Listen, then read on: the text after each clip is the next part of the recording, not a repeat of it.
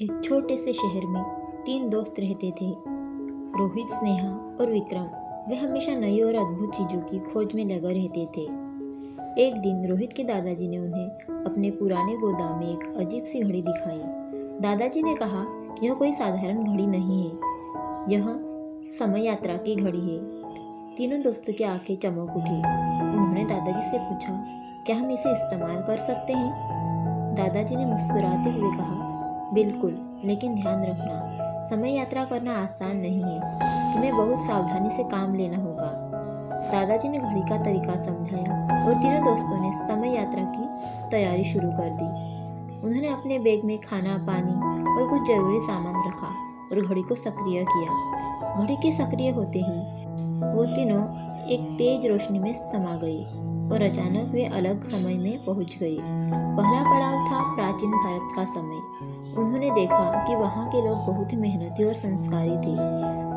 उन्होंने कुछ समय वहाँ बिताया और वहाँ की संस्कृति और रीति रिवाजों को सीखा। अचानक उन्हें एक रहस्यमयी किताब मिली जिसमें लिखा था कि एक महान खजाना इस समय में छुपा हुआ है। उन्होंने किताब के अनुसार खजाने की खोज शुरू की।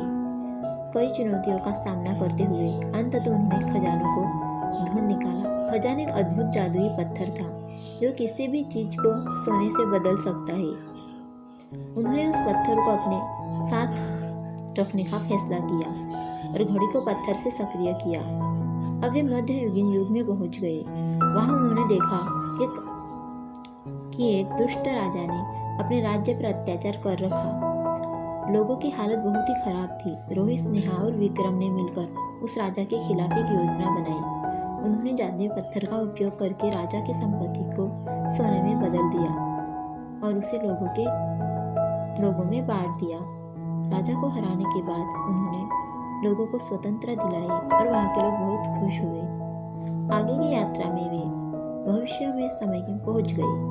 वहाँ की तकनीक और विज्ञान ने उन्हें बहुत प्रभावित किया, लेकिन उन्हें यह भी पता चला कि भविष्य में पर्यावरण की स्थिति बहुत खराब हो गई है।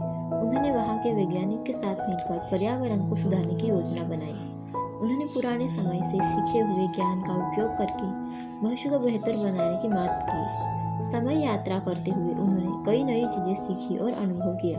अंततः उन्होंने अपने समय में वापस लौटने का फैसला किया। घड़ी को सक्रिय करते ही वे वापस अपने शहर में लौट आए।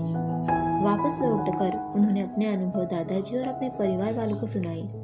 दादाजी ने उनकी बहादुरी और ज्ञान की तारीफ की। इस समय यात्रा ने उन्हें न केवल अतीत और भविष्य के बारे में सिखाया, बल्कि यह भी सिखाया कि समय ही सही उपयोग कैसे किया जा सकता है। इस कहानी से हमें यह सीख मिलती है कि समय बहुत मूल्यवान है और हमें इसे सही तरीके से उपयोग करना चाहिए।